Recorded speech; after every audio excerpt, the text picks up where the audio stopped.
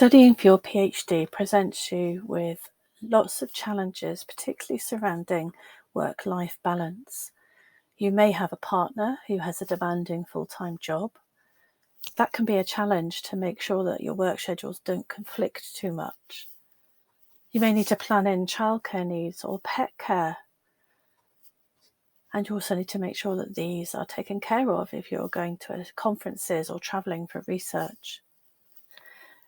So lots of different unique circumstances that will affect your circumstances and how you plan your work-life balance. One of the most important things to remember in any plan that we come up with is that if you get tired, you need to rest. So one of the things you need to do particularly is learn to pace yourself. A PhD is quite demanding, and at times it can absorb all of your time and all of your energy. So just going to have a look at some very simple tips for planning your work-life balance during your PhD research. Pacing yourself is one of the most important things you need to do. You need to make sure that you put self-care first. Otherwise, you might just burn out, and your self-care needs will be unique to you. You also need to allow yourself time to process everything that you've read and to reflect on how that information can change your project or your expectations. It's really important not to rush through things, and really, really important not to compare yourself to others in your cohort. You will all work at your own pace.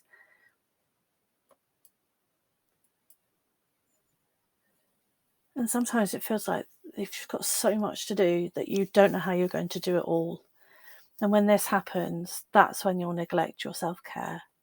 So you need to plan in your rests into your day. You need to plan time to exercise, to eat, your sleep schedule, how to spend time with friends or just relax when it feels like there's millions of things to do. If you neglect yourself for too long, how on earth can you expect yourself to perform at the level you need to cope with these demands? How can you solve problems and produce good work if you're exhausted, unhappy, and unhealthy? So it's when you don't feel like you've got the time to look after yourself that you make time to look after yourself. So do plan in those rest breaks, plan time away for your computer, plan time with friends and family. You need to prioritize your values.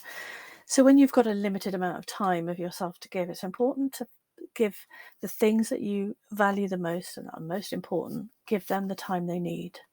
But before you commit to something, see how highly you value it. So if you think it will help you get an opportunity and that you have the time to fit it in, then say yes. But if you're not really sure of its value or whether you have the time, then it's perfectly acceptable to say no. The ability to prioritize your tasks is crucial for time management and the PhD. And remember that not all tasks are equal, and not all tasks have to be perfectly executed.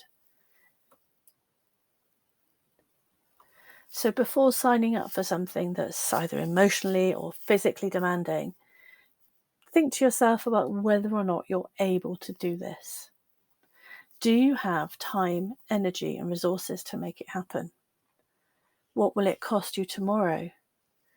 And be real with yourself about what you can handle.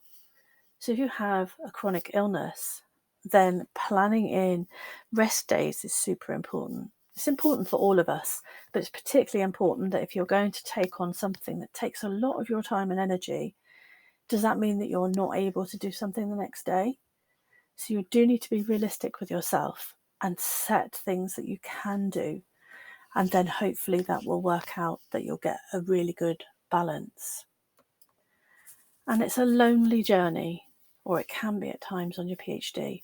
That's totally normal and very common reaction. So you can join PGR meetings in your department. You can get to know other PGRs. You can attend any of the training courses provided by the university. And also join perhaps the Exeter PGR Shut Up and Write group. This is run by PGRs for PGRs and runs 365 days of the year. The group uses the Pomodoro technique of working for 25 minutes and then having a 5-minute break. It's a very supportive and encouraging community of other PGRs at various stages.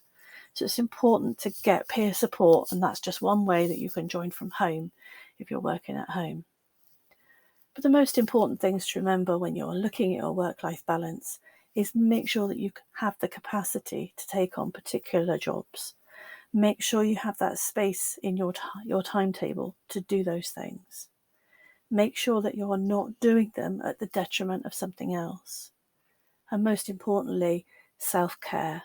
Remember to pace yourself. Remember to plan in breaks, rest times, exercise, eating, and sleep. And once you realize that pacing yourself is the key to sort of getting your work-life balance, everything will become a little easier. And don't be hard on yourself if things don't come together the first time. Remember, you've got this. And good luck.